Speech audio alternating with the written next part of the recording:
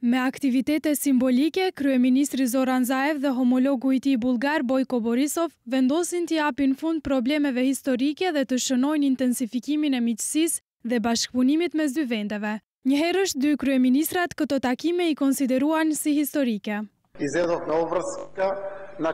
Morëm detyrë që në pjesëmarrje të përbashkët në Ilinden, përkatësisht në kryengritjen e Ilindenit në Maqedoni, të përfundojmë edhe në nënshkrimin e marrëveshjes për fqinjësi të mirë dhe bashkëpunim dypalësh.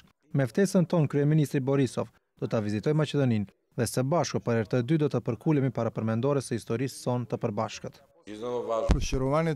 Derisa ai pranoi të vijë të përkulet para përmendores së Samuilit, me dy gusht jemi shëndoshë mirë, do ta bëjmë të njëjtën kur të shënohet kryengritja e Ilindenit. Jam i bindur se nëse koncentrohemi në projektet infrastrukturore për këto vite, edhe marrëdhëniet tona do të ishin më të ndryshme. Ne nuk jemi vetëm popull ballkanik, por edhe evropian dhe koha do të dëshmojë këtë.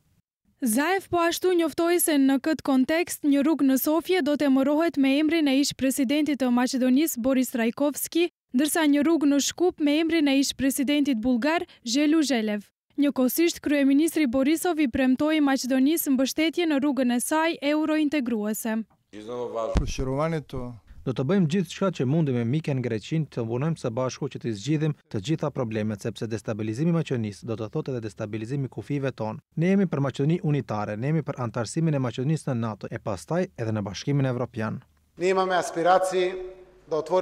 Ne kemi aspirata të hapim negociatat me Bashkimin Evropian, kemi aspirata të bëhemi pjesë e NATO-s. Në këtë drejtim Bullgaria mike do të delë në ndihmë të madhe. Jam shumë i lumtur dhe besoj se edhe qytetarët do të jenë të lumtur që kemi një mik të tillë.